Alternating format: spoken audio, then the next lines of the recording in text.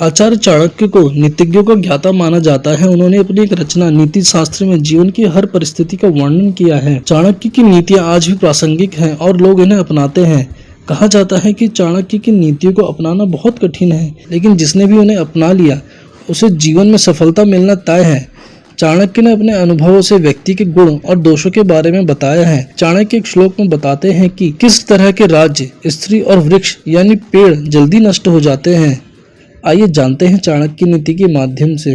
आचार्य चाणक्य कहते हैं, जो वृक्ष बिल्कुल नदी के किनारे पैदा होते हैं, जो स्त्री दूसरों के घर पर रहती है और जिस राजा के मंत्री अच्छे नहीं होते हैं, वे जल्दी ही नष्ट हो जाते हैं। इसमें किसी तरह का संशय नहीं है। चाणक्य कहते हैं कि जो वृक्ष नदी या तालाब के निकट होते हैं, उनका जीवन कितने दिन का हो सकता है, ये कोई नहीं बता सकता।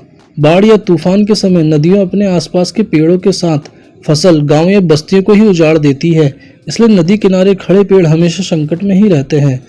उनका पता नहीं होता कि वे कब गिर जाएं या टूट जाएं। इसी प्रकार दूसरों के घर पर रहने वाली स्त्री कब तक खुद को बचा सकती है। चाणक्य कहते हैं कि अपने घर पर रहने वाली स्त्री पर लोग उंगली उठाने से पहले सोचते हैं, लेकिन जो स्त्री दूसरों या पराये घर में रहती हैं, उस पर सहज ही उंगली उठा देते हैं। वर्तमान समय में महिलाएं खुद कामकाजी हो रही हैं और पुरुषों के समान उन्हें भी सभी अधिकार प्राप्त है। इसलिए कहा जा सकता है कि इस तरह की सोच वर्तमान समाज में धीरे धीरे खत्म हो रही है। आचार्य चाणक्य का मानना है कि जिस राज्य में राजा के पास कोई अच्छा मंत्री या सलाहकार नहीं होता है, वह साम्राज्य जल्दी ही नष्ट हो जाता है। बिना मंत्री या सलाहकार के कोई राजा बहुत दिनों तक राज्य नहीं कर सकता है, यानी वे निश्चय पूर्वक जल्दी ही नष्ट हो जाते हैं। आपको बता दें, ये जो भी जानकारी हमने आपको दी है, ये धार्मिक मान्यताएं और सोशल मीडिया के माध्यम से दी है। मोक्ष चैनल इसकी पुष्टि नहीं करता है। ऐसी तमाम जानकारियों के लिए मोक्ष चैनल को सब्सक्राइब कर दें, बेल आइकन को भी जरूर दबा दें, ताकि आपसे कोई भी महत्वपूर्ण जानकारी ना छूटे और साथ ही साथ हर एक वीडियो को नोटिफिकेशन आप तक पहुंचे। कोई शिकायत या सजेशन देना चाहते हो तो नीचे कमेंट सेक्शन के माध्यम से दें।